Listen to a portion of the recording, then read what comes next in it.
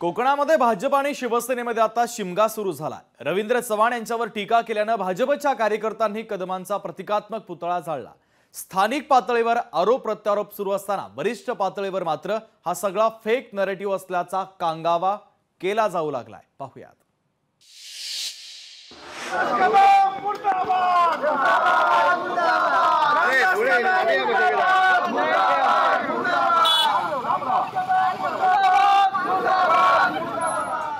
राज्यात सत्तेत एकत्र असलेल्या भाजप कार्यकर्त्यांनी सावंतवाडीत रामदास कदमांचा प्रतिकात्मक पुतळा जाळला। विधानसभा निवडणुकीच्या तोंडावर भाजप आणि शिवसेना नेत्यांमध्ये आरोपांचा शिमगा सुरू आहे। रामदास कदमांनी मुंबई गोवा हायवेच्या दुरावस्थेवरून रवींद्र चव्हाणांवर टीका केली होती। या टीकेला रवींद्र चव्हाणांनीही त्याच भाषेत उत्तर दिलं।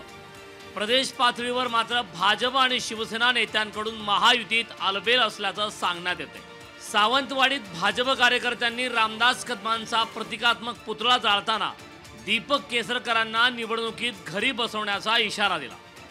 कार्यकर्ता म्हणून निक्षून सांगतो, आताही जा, पाया पड, माफी माग, मोठं मन आहे चव्हाण साहेबांचं, माफ करतील। पण जर भारतीय जनता पार्टीचा कार्यकर्ता भडकला, एक गोष्ट सांगतो, भारतीय जनता पार्टी म्हणजे नामदार रवींद्र चव्हाण साहेब, आणि त्यांच्या विरोधात बोलाल ना, शिंदे गटाचा एकही आमदार दीपक केसरकर सहित त्याला घरी बसवू। भाजपला रामदास कदमांवर टीका करायची आहे, पण निवडणुकीच्या तोंडावर अशी कोणतीही टीका करणार नाही असं सांगत भाजपच्या वरिष्ठ नेत्यांनी रामदास कदमांवर टीका टाळली। रामदास भाईंचा गैरसमज असेल आणि असे शब्द त्यांनी वापरू नये। शब्द जंजाल वापरायला आम्ही कोकणी आहोत, पण रामदास भाईंचा सन्मान करून त्यांच्या बोलण्यावर आम्ही आता उत्तर देत नाही आहोत। शिंदे चव्हाण वादात शिवसेना उद्धव बाळासाहेब ठाकरे पक्षाला रस नसल्याचा टोला आमदार वैभव नाईकांनी लगावला। हायवेसाठी विरोधी पक्ष भाजपसोबत उभा असल्याचा दावा वैभव नाईकांनी केला। या निमित्ताने दोन्ही महत्त्वाच्या महायुतीच्या असलेल्या नेत्यांमध्ये जो काय प्रकार सुरू आहे, त्यामुळे रस्ता नको पण भीक नको पण कुत्रावर अशी अवस्था कोकणवासियांची झालेली आहे, आणि त्यामुळे दोन्ही कोकणच्या नेत्यांनी रस्ता कसा लवकरात लवकर होईल याकडे लक्ष टाकावं।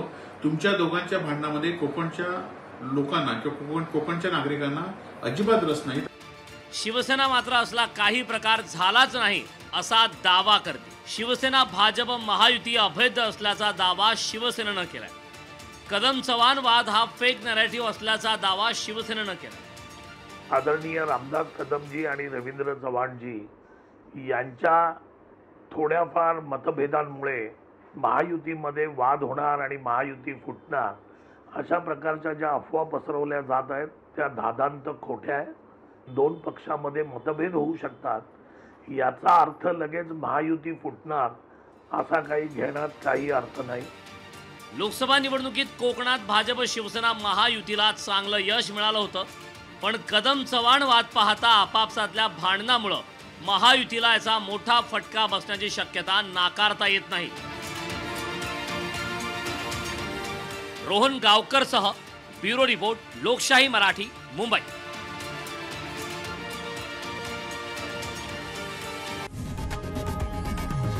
लोकशाही मराठी ऐका, पहा, जागरूक रहा।